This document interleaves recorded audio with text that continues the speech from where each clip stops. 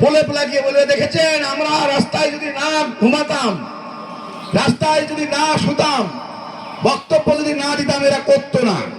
কিছুদিন আগে একটা স্বাস্থ্য কেন্দ্র এমপি সাহেব যেই দেখালে যে টাকা বরাদ্দ করেছে, অমনি হাকিকুল সাহেব ওনার চাড্ডা পাড্ডা নিয়ে যে ওখানে বসে বলল।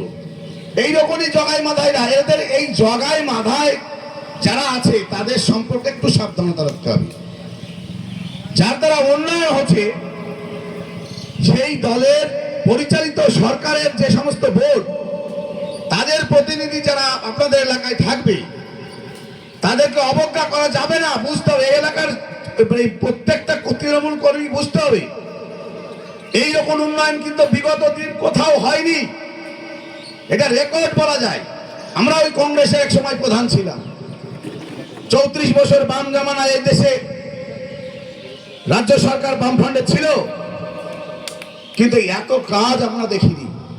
এটা আমি বলছি না, এটা আপনারা বলবেন, সবাই বলবেন। তাই চায়ের দোকানে, পানের মাচায়, মাঠে ঘাটে, যেখানে আমরা কাজের মধ্যে থাকবো, সেখানে আমরা যে সমস্ত বন্ধুরা তৃণমূল কংগ্রেসের থাকবো, সিপিএম বন্ধুদের ছেলেরা যদি বলে ওই 34 বছরের টুটকাটা একবার ছাড়বেন, 34 বছরে তো তুমি যা করেছিলে তা তো বলা যাবে না।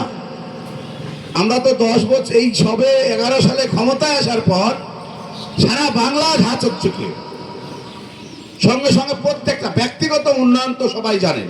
তো যাই হোক, রাস্তাঘাট ফিতে কেটে উদ্বোধন হবে। আজকে রাজনৈতিক বক্তব্য দেওয়া